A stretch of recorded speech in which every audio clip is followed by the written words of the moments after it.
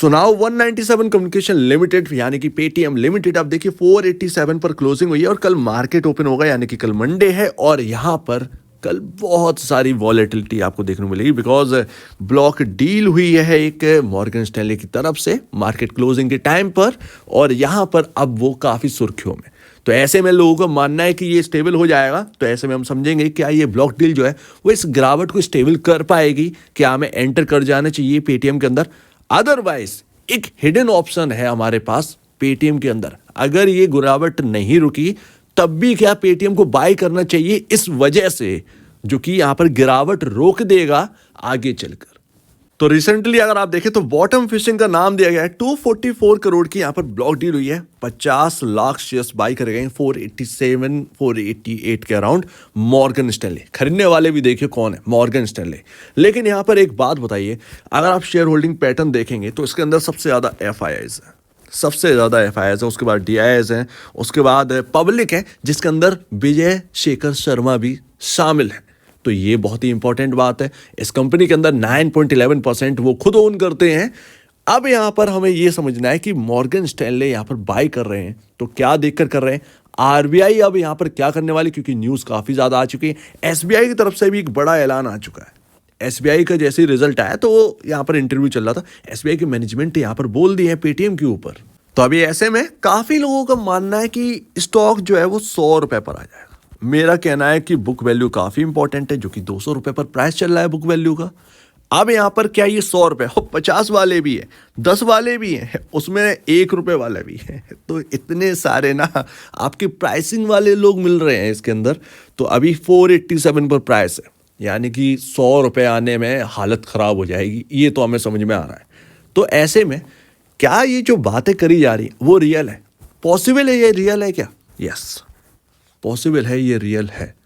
क्योंकि आरबीआई क्या कह रहे हैं जरा उसको ठीक तरीके से समझेंगे और एसबीआई क्या कह रहा है ये भी अगर ठीक तरीके से समझेंगे तो आपको कुछ अंदेशा मिल जाएगा क्या है यहाँ पर। और ये बुक वैल्यू का क्या चक्कर है, तो अगर आप देखेंगे तो पहले उससे पहले मैं आपको एक और बात बता दूँ। 40% को आप 36% जो कह रहे हैं कि 36% गिरा है, ज़रा आप देखिए इससे कोई मैटर नहीं करता है।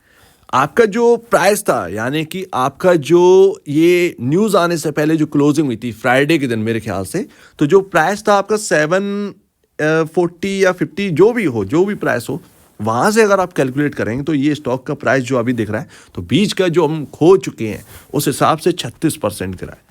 अदरवाइज 2 दिन का अगर आप गिरावट देखेंगे तो हम मार्केट में बोलते हैं ना कि 2 दिन में 20% गिर गया, 40% गिर गया, वो 2 दिन का ऐड करके बोल देते हैं। आज भी गिरा है, पिछले दिन भी गिरा था 20%, तो उसकी वजह से 40%। अदरवाइज हायर साइड से जब से टूटने स्टार्ट किया है वहाँ से 36% ये स्टॉक गिर चुका है, अगर वहाँ से कैलकुलेट करेंगे ये गिरावट को। तो अभी देखिए हिडन बिजनेस को समझने से पहले हमें ये देखना है कि आरबीआई का जो एक्शन है वो कितना बड़ा है। देखिए आरबीआई ने क्या कह दिया है, आरबीआई ने पहली बार कोई एक बड़ा एक्शन नहीं लिया, ऐसे ही एक्शन यस बैंक में लिया था। यस बैंक में भी काफी बार वार्निंग दी गई थी, जब वो नहीं माना तब इतना बड़ा एकदम एक्शन ले लिया और यस बैंक जो है वो इतना बड़ा क्रैश कर गया था। तो उसमें यस बैंक की आप कहें तो खुद की गलती थी, आरबीआई की गलती नहीं थी। आरबीआई तो काफी दिनों से वो चिंता जाहिर कर रहे थे। सेम चीज पेटीएम में भी यही है।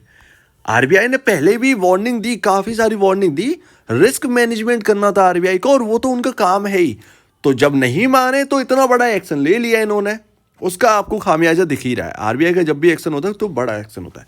कितना बड़ा है ये आप ये समझ सकते हैं कि आईटी डिपार्टमेंट को कहा गया है कि आप इनकी बुक चेक करिए, इतना बड़ा एक्शन है। और वो 1 दिन या 1 महीने वाला नहीं है, वो लंबा होगा। इसके साथ साथ एसबीआई के चेयरमैन क्या कह रहे हैं कल के दिन में, कल के दिन कह रहे हैं भाई साहब जो आरबीआई ने एक्शन लिया है पेटीएम के ऊपर, भाई उसकी वजह से जो मार्केट में डिस्टर्बन आएगा तो उसको संभालेंगे एसबीआई, संभालने के लिए तैयार है। SBI payment bank, yes, merchants जो है वो एसबीआई का लाभ उठा सकते हैं, क्योंकि पेटीएम में तो वैसे भी यहाँ पर जो है प्रॉब्लम आई गई है पेमेंट बैंक की। तो एसबीआई जो है वो पूरा लोड लेने के लिए तैयार है। आरबीआई ने जो एक्शन लिया है, मार्केट में डिस्टर्बन तो हो ही गया है, आप जगह जगह पता कर सकते हैं, डिस्टर्बन काफ़ी है, बहुत ही फियर में है। अपने जो मर्चेंट हैं वो काफ़ी फियर में है, तो वो उनको एक नया जो है वो सहारा देगा एसबीआई ने। जब मैनेजमेंट ही ये कह रही है तो अपने आप में एक बड़ी बात है, और मैनेजमेंट का जो कहना है उससे समझ में आता है कि इशू जो है वो काफ़ी बड़ा है। तो इससे हमें समझ जाना चाहिए। तो अब भैया 30,000 करोड़ के मार्केट कैप वाली कंपनी है, मैं इससे समझ सकता हूँ। मोबीक्विक का आईपीओ आ रहा था ना, मोबीक्विक का आईपीओ, मोबीक्विक की वैल्यूएशन इस वक्त अराउंड है यहाँ पर 8,200 करोड़ के अराउंड है, 8,200 करोड़ के अराउंड, जो कि पेटीएम जैसा ही सेम बिजनेस है, उनका भी लोन बांटने का काम है, पेटीएम का भी लोन बांटने का काम है। मोबीक्विक जो है, जो उनका कोर बिजनेस है, जैसे रिचार्ज करना बाकी वगैरह वगैरह, वो सब चल रहे हैं। यहाँ पर भी अगर आप देखें पेटीएम के अंदर मोबाइल रिचार्ज कर सकते हैं, यूटिलिटी बिल आप दे सकते हैं, रेंट पे कर सकते हैं, एजुकेशन आप दे सकते हैं, जो भी पैसा वैसा है, वॉलेट टॉपअप्स कर सकते हैं, बिल्कुल कर सकते हैं, मनी ट्रांसफ़र कर सकते हैं, यूपीआई का बेनिफिट उठा सकते हैं। कार्ड आपका काम करेगा नहीं, नेट बैंकिंग शायद आपका काम करेगा नहीं, पोस्ट पेड भी, पेटीएम पोस्ट पेड ये भी काम नहीं करेगा कहीं ना कहीं, जो भी है पता नहीं करेगा या नहीं करेगा, डोंट नो, बट वॉलेट जो है वो बिल्कुल काम नहीं करेगा। इस पर थोड़ा सा डाउट है पेटीएम पोस्ट पेड पर। तो अभी आपको कुल मिलाकर जो बिग बिजनेस था, जिससे पैसा ज़्यादा आ रहा था, वो सब तो आपका जो है वो बैठ गया सारा का सारा, और उसकी चल रही है तहकीकात। ये सारा इन्वेस्टिगेट किया जाएगा अंदर का मामला, ठीक है। तब तक के लिए तो आप ये समझिए गया, यानी कि पेटीएम का जो बिजनेस है वो ठप पड़ा हुआ है, उससे अर्निंग्स पर इम्पैक्ट पड़ेगा। पहले से ही लॉसेस थे, अभी और लॉसेस बढ़ेंगे। क्या पेटीएम का ये बिजनेस वापस आएगा? पता नहीं, ये तो पता नहीं, ये तो बात की बात है। बट कुल मिलाकर पेटीएम की जो रियल वैल्यू है वो काफ़ी महंगी वैल्यूएशन पे ऑलरेडी मिल रहा था, अभी वैल्यूएशन करेक्शन है। क्या ये पहली बार हुआ है? नहीं, यूएस का मार्केट उठा के देख लीजिए, बड़ी से बड़ी कंपनी जो है वो क्रैश कर गई। कंपनी का बिजनेस चल रहा है लेकिन स्टॉक जो है वहाँ पर भी बहुत बड़े बड़े क्रैश किए हैं, 80% क्रैश कर गए। अब उभर रहे हैं धीरे धीरे, कोई उभर चुका है, कोई अभी तक नहीं उभरा। ये सारी चीज़ें एक साथ है, ये सारी चीज़ें एक साथ हैं। तो वो आप देखिए, तो मोबीक्विक की जो वैल्यूएशन है वो 8,000 करोड़ के अराउंड है। अब आप सोच सकते हैं कि उसके जो बिजनेस की वैल्यूएशन है, तो यहाँ पर पेटीएम की क्या वैल्यूएशन होगी। तो अभी आप इंतजार जो कर रहे थे वो कर रहे थे कि भैया कौन सा हिडन बिजनेस है। अब समझिए हिडन बिजनेस इनका, जो कि हम उसको नज़रअंदाज कर रहे थे। दरअसल हमें यूपीआई के बिजनेस से कुछ हासिल नहीं हो रहा पेटीएम में, और पेटीएम उससे वैल्यूएशन नहीं क्रिएट कर पाएगा। पहली बात, ठीक है भाई, बात समझ में आ रही है। अब यहाँ पर मेन मुद्दा जो है उसके अंदर छांटने का है। इतना सब कुछ हमने देख लिया, एक बिजनेस यहाँ पर बचता है, क्लाउड का। यस, अगर आपको याद हो तो पेटीएम सिर्फ और सिर्फ आपका यही सब काम नहीं करती है बैंकिंग का, अब ये आईटी कंपनी भी है। पहले से ही थी, फिनटेक आईटी कंपनी थी, बट आईटी में क्लाउड जो बिजनेस है उनका पेटीएम के अंदर भी एंट्री है। 2019 में ये ऐलान कर दिया था। यस, अगर सबसे जो मजबूत और टिकाऊ बिजनेस है वो यही है, इनका आईटी एंड क्लाउड का बिजनेस। ये बात समझिए आप, आईटी एंड क्लाउड, ये मजाक की बात नहीं है।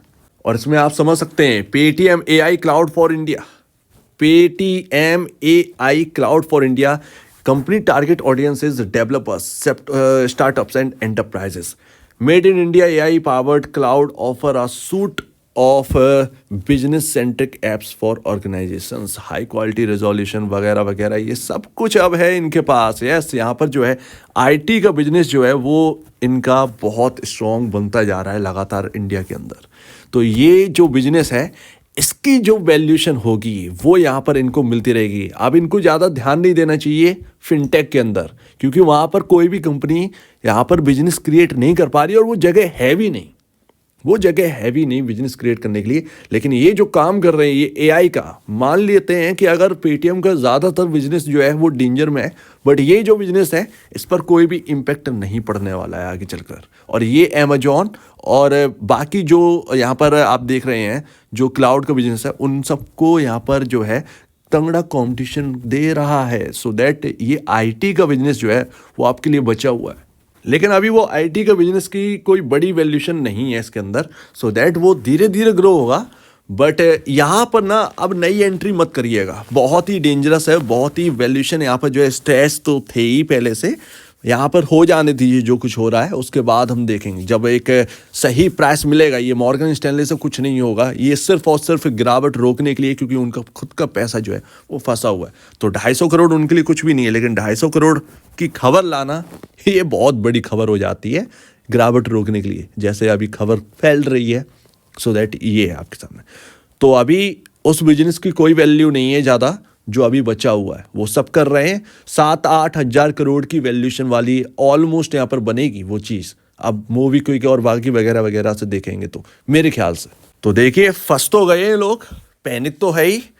आरबीआई एंड लास्ट यहाँ पर आरबीआई अगर कोई समझौता कर लेते हैं तभी कुछ बात हो सकती है, अदरवाइज देखिए बुक तो चेक होंगी, जो कुछ भी शंकाएं हैं आरबीआई की बुक तो चेक होगी, उसमें लगेगा टाइम, ऐसा नहीं 1-2 दिन में हो जाएगा और वो पैनिक में तो रहेगा। ऐसे में ये कवर तो नहीं होने वाले, ये यार ये कवर नहीं होंगे, ऐसे में सब कुछ बेच बाच कर निकलने की ही बात करते हैं लोग। और वो ठीक भी है क्योंकि हमारे सामने जो कंपनी है उसकी क्या वैल्यू है, अभी लॉस मेकिंग कंपनी है, एक लॉस कब से ज़्यादा है और वो लॉसेस अब और बढ़ने वाले हैं। सो दैट यहाँ पर तो कोई वैल्यू की बात ही नहीं है। आप हायर साइड लाए थे, चकमा तो दे दिया निवेशक को, तो वो क्या ही बात करें, लास्ट लेवल है ये, ऑल टाइम लो भी है। इसके नीचे चलने लगे तो आप ये समझिए 10 से 20% का और करेक्शन यहाँ पर आ सकता है। यस, कल थोड़ा सा वॉलेटिलिटी बढ़ेगी, हो सकता है कल हायर साइड आपको ओपन होते हुए दिख जाए, लेकिन मेरे ख्याल से उस हायर साइड में एंट्री मत करिएगा, ज़्यादा बेहतर है।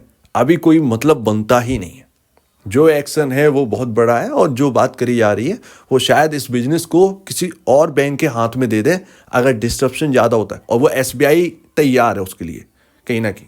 तो उनके बोलने से लग रहा है, ऐसा नहीं हो जाएगा बट बोलने से लग रहा है। तो ये लेवल्स कुछ मायने नहीं रखते हैं, रियलिटी बताएं। आपको खरीदना है बुक वैल्यू के नीचे खरीदिएगा, बुक वैल्यू इसकी 200 रुपये, अगर आप बहुत ज़्यादा इंटरेस्ट हो मिल जाए तो ठीक है, अदरवाइज कोई बात नहीं। सिंपल सी बात है, जो बिजनेस है उसकी कोई बहुत बड़ी वैल्यू नहीं, बिजनेस के हिसाब से चलिए, स्टॉक के गिरने के हिसाब से मत चलना, ज़्यादा बेहतर यही है। सो उम्मीद है काफ़ी कुछ आपको समझ में आया होगा। आप प्लीज़ एक बार यहाँ पर जो है अपने ब्रोकर या एडवाइज़र से बात कर लीजिए और समझिए इस बात को, और तब यहाँ पर कुछ डिसीजन लेना है। अदरवाइज आपके सामने पॉइंट्स हैं, इस पर आप खुद ही डिसीजन ले सकते हैं क्या करना है। तो आपका क्या कहना है इसके ऊपर कमेंट सेक्शन में कहिए, और अब बड़ी देखने के लिए बहुत धन्यवाद दोस्तों।